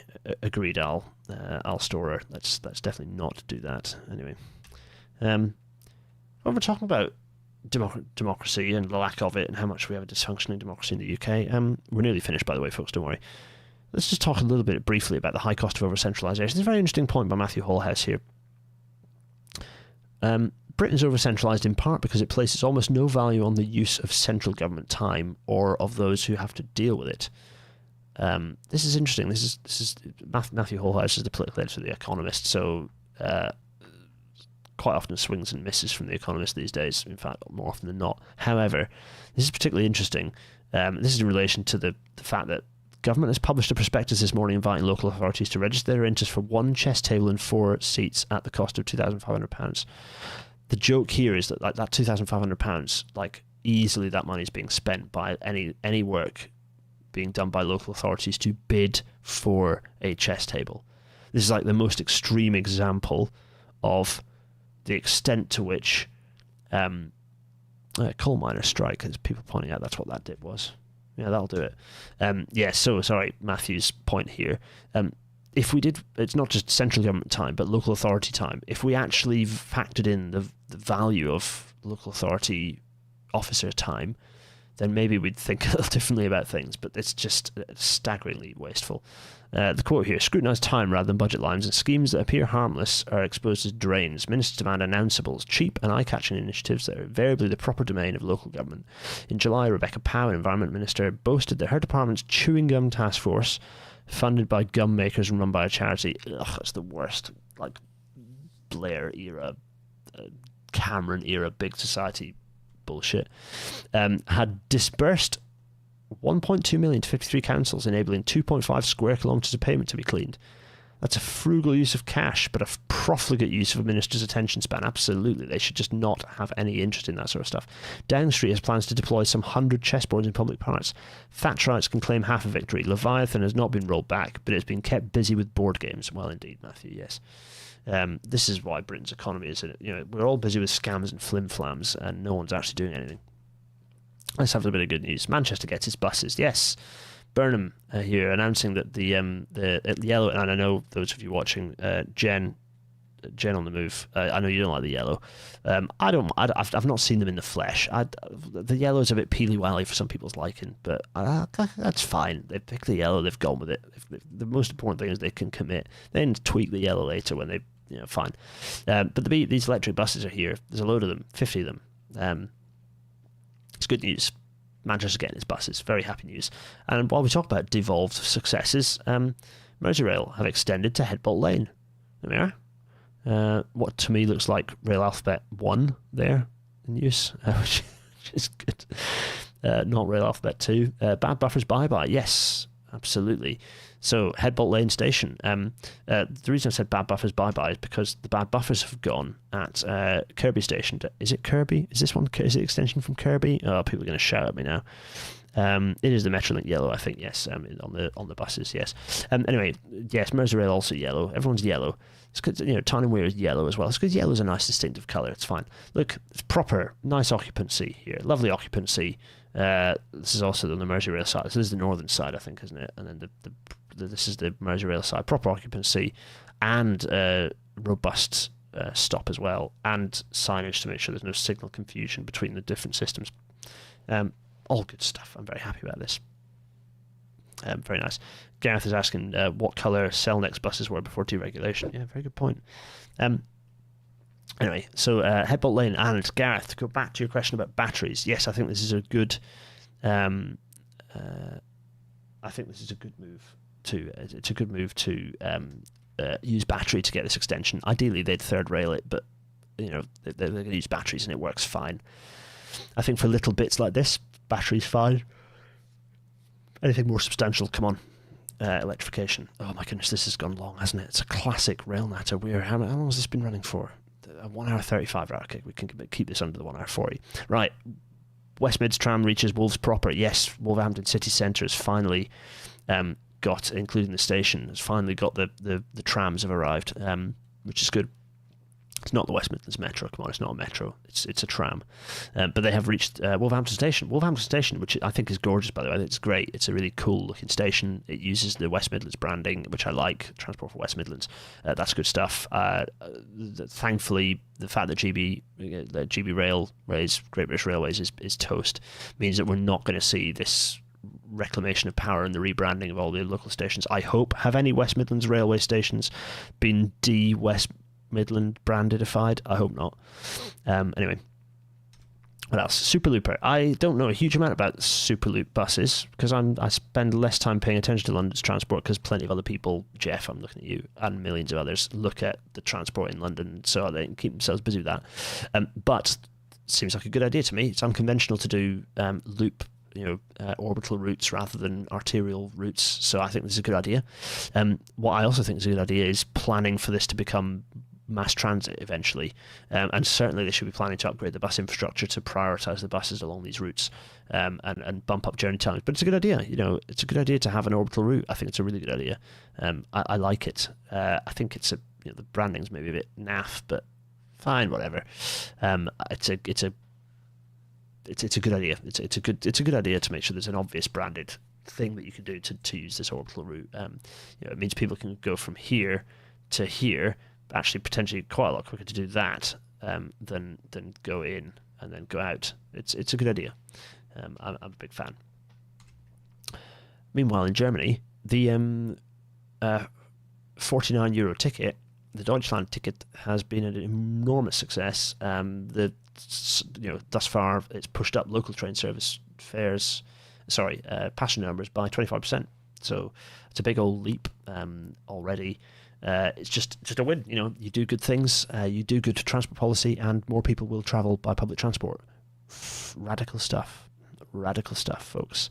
No, it doesn't work in Britain because we're different for some reason. Also, meanwhile, in Germany, and okay, these are all prospective projects. This doesn't mean they're announced, but we laugh at the fact that at no point has the government published a restoring your railway map saying things that it will progress reports on. They're never brave enough to do a map with the stuff actually on it like this. However, in Germany, they have a long-term plan, and this is projects they are not necessarily going to build, but they are looking at. Let's zoom in on the project. Here's Pierre, who's well worth a follow, by the way. What is it? Pierre Skidlowski, I believe. Anyway, good map. You can see quite a lot down in Baden-Württemberg. Some stuff up around near Bremen and Hamburg, and quite a lot in Nordrhein-Westfalen. There, lots of stuff around Düsseldorf and the Rhine there. Lovely. Anyway, railways, extra bits of railway that are needed. New bits here and there, new lines. What's it? There's like these ones with these are like in consideration. What's this? It's a classic German word. Reaktivierungsvorhaben mit positiver Machbarkeitsstudie, which is, I presume, like the green ones are lines of the positive business case, and then the one underneath is lines still under consideration in Umsetzung. Those who speak more speak better German. Good. Also, Ina's saying that Germany has cancelled the high-speed line between Hanover and Hamburg due to NIMBYs. Yeah, classic. All right. Yeah, this high-speed line between here and here cancelled. Yeah, it's not all rosy in Germany. Very little in East Germany outside of Greater Berlin. Yeah, absolutely. Which is interesting. To be fair, it's possibly because they've had a lot of the investment in large-scale infrastructure beforehand, whereas actually, anyway, fine. Yes, it's a worthy thing to spot. Meanwhile, in France, Air France is ending all operations at Paris-Orly by 2026, responding to a sharp drop in domestic flights and rail travel alternatives. Hooray! This is good stuff. Meanwhile, in Wales, this is a fantastic policy.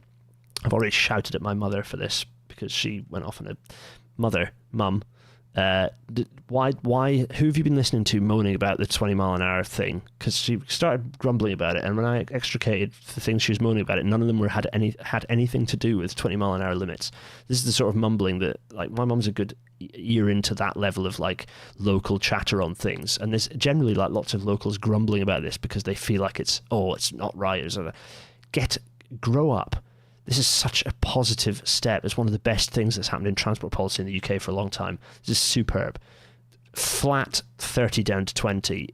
Rishi Sunak called it blanket, and then people corrected him. But you know what? It should be a blanket. Great. But it was bought in by... This is cross-party in Wales. Pretty much cross-party agreement in this policy, and it's fantastic. And it will literally save lives. This is really good news. The 30 down to 20, and it's really pissed off the Conservatives because it's showing a good thing happening, and they don't like it when that happens. They don't like being shown up. This is great. I'm very, very pleased about this. So I'm very pleased, and more of this, please. Scotland, catch up. There's some kind of mixed news. Gareth, thanks for sending this to me. Mixed news. So Wales is continuing to support rail, continue to provide support for rail despite ticket sales still not pitching upwards in the way they hoped they would. They need to get the reliability and quality of service up. So I think they've realised that, and therefore they are doing the thing that the UK government should have done for the railways, which is backing rail until everything can be in order, because there's a lot of change happening on the Welsh network, and it would be stupid to cut funding before those new things can kind of dig in. So yeah, it's good news they've made that call. Also ring fence for the NHS as well. Yes, it's meant some squeezing of budgets elsewhere, but you know, I think it's the right call to make. Ideally, Wales would have had an additional 5 billion from HS2 that then they wouldn't have, obviously, because... Well, actually, they should have the now that it's been cancelled to everywhere else. The trouble is, it's the way that rail devolution was done is that because HS2 is a national project, they're not actually entitled to any Barnet anyway from it. So it's all very... Barnet's a shambles, and people shouldn't use it as a drum as a stick to beat anyone with, because the Barnet formula is just a mess, as we've talked about in previous episodes. Hello to all 160 of you watching. We're very close to the end now. Helen Day giving us some melancholy to think about. The modern world in old Ladybird books. Gradually other lines will be converted till most routes on BR are electrified. That's a quote from 1961. The artist is Robert Ayton. And if we just have this beautiful picture, it's a picture of a nice modernisation era electric multiple units whizzing along some nicely electrified lines with some very strange catenary. Noel, the catenary is very odd on this one. It's got this kind of upwards pointing vibe. It's quite nice, actually. We've got chimneys, church spires, a square kind of tower of the church, roofs, and it all looks very nice. It's a lovely bit of Ladybird book artistry for us to enjoy. So kind of towards the very end, a little sneak peek inside the station hall, thanks to Tim Dunn. Some updates from the Rail Museum. Yes, Tim did a little thread that you can go and have a look at, which we'll be seeing at some point next year. The station hall is being updated dramatically to make it make sense. So it's going to, there's some subtle changes here and there, but the other details are going to be pretty radical. It's all about kind of telling a story rather than just being a few royal bits and a few bits and pieces like that. So that's some really nice. That's some good news there. Obviously, you can go and see us running around Wonderlab, which is the other new bit in the NRM. Getting very excited back in episode 184. If you haven't watched that, I recommend it heartily. Let's hop to Glasgow. Fine city of Glasgow. An off-ramp for the motorways in Glasgow. Yeah, there's consideration here. There's some studies that, but basically the city council wants to look at the potential to demotorway the M8 and to kind of start. So they're looking at Charing Cross. They're looking at roofing the motorway and a kind of a plan to get rid of the kind of hide the motorway there, which is a good plan. But to overall, the council has expressed a desire to actually reduce the speed to a lower speed boulevard style road. I cannot express how much of a good idea this would be. It would disincentivize the traffic through there anyway. It would reduce overall congestion everywhere else because you would disincentivize, you'd get traffic evaporation. To give you an idea of, this is Glasgow city centre right now. This is the city centre here. And you can see, I'm actually going to change the colour of the mouse here. Let's change to yellow for now. You can see the motorways. So you've got the stupid M74 completion, which I went to see getting built when I was a student. You've got this bit here. You've got the junction to nowhere here. That doesn't that's there. There's ramps all over. You've got the massive motorway junction. You've got the huge section of M8 here before it then peels off. It's just this insane amount of road. This is like US levels of destruction in the centre of the city. Just look at this size of land here, right? Just look at how many blocks this is here compared to, so that's about, what is that? Let's just hold that on screen and put that up here. It's about this size of, it's about that, yeah. How many blocks is that? 1, 2, 3, 4, 5, 6, 7, 8, 9, 10, 11, 12. It's about 12 blocks just for that bit. And that's ignoring this bit and this bit and also this bit and this bit here. Just like how much urban environment has been wiped out for the motorways down there. And it's the same when you then go up through on the M8 through central Glasgow. Particularly this bit, which just cuts an absolute, creates a barrier between essentially otherwise connected parts of the city. It's awful. It's horrible. And likewise, the road that goes along this bit as well. This is also horrible and cuts a ribbon across the way up to for some up to the West Highlands. But again, motorways everywhere. This is the M8 continuing over here and then going out this way. And then there's motorway junction here and here and here. Just ugh. So yeah, we really ought to do that. Boulevarding this, breaking it up, burying it, anything to just get rid of it is a good thing. It just really would be. It would really be rather good. You look how much small. This is Glasgow Central Station, and look at it. Look at that compared to. It's just staggering. Anyway. I don't know why I made the whole screen. Oh, there we go. A critical bleep as well. Oh, anyway, it's all good. Right, so we're going to end on a thing that we can all pat ourselves on the back with because advocacy makes a difference. We're staying in Glasgow because with the announcement of Glasgow's night bus cuts back whenever they were in July, Raphael Verduzco and forgive me, that's a single Z, so that should be Verduzco. Sorry, Raphael. My pronunciation of your surname is dreadful. Very interesting map pointing out the impact of the coverage of nighttime service from covering 45% of households in Glasgow down to 13%. This is a classic Tom Force style map looking at travel time isochrones and showing how much basically the city shrinks without the first night services. So that's nighttime. That's the nighttime economy crippled as well as people enjoying themselves. Yes. But a lot of advocacy surrounding this and other things meant that and a massive outcry. First, Glasgow suspended the end of night buses and then eventually entirely reversed the plan to axe all night buses after doing a deal with McGill's.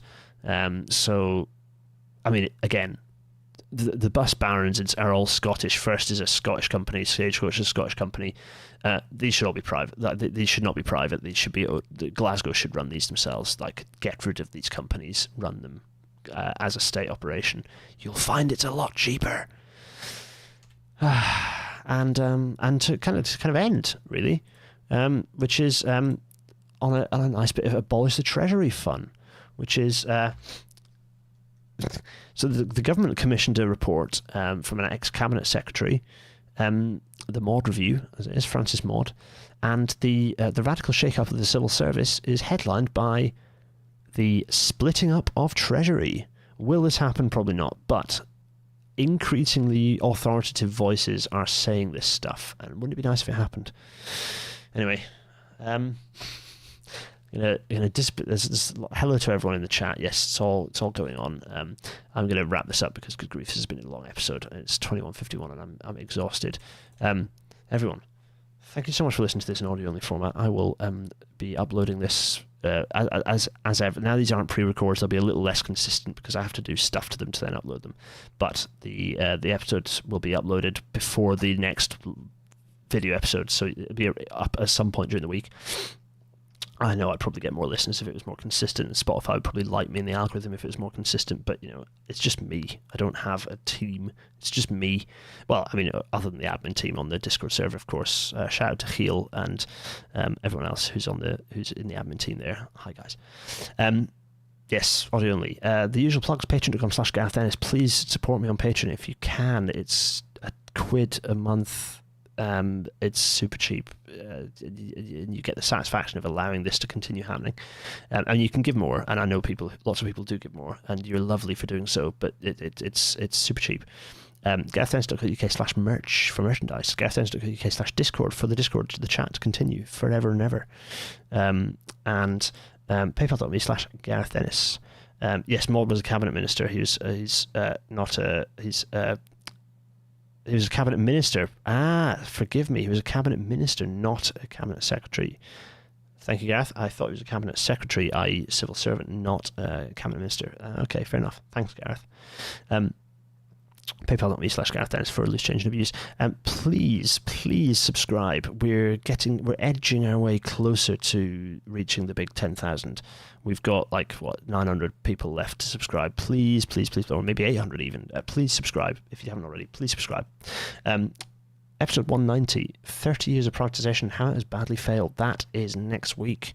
Episode 190 is going to be good fun. We're going to look at all the problems with all of our rail network and understand why all of it, because it's the 30th anniversary of the Railways Act 1993, why all of it is thanks to that document. And we're going to remember where it came from and who wrote it.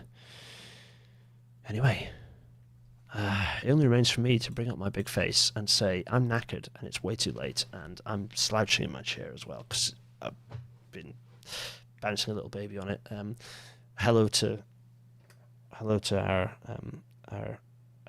Miles in the background. Them Miles in the back, supporting the. I'm sure it really annoys EMR that I've got that Miles has got an RMT badge on, but Miles is a comrade, everyone. Oh, right, enough of that. I'm going to wave. I'm so tired. Everyone, take good care of yourselves. Have a nice week, and I will see you next week for episode 190 episodes of Rail Natter. Bloody Nora. Cheerio. That's 92% of you wanted this 8 p.m. Good to know. Thanks, everyone. Can I end that poll? I don't know. End poll. It's ended. Cheerio. Bye.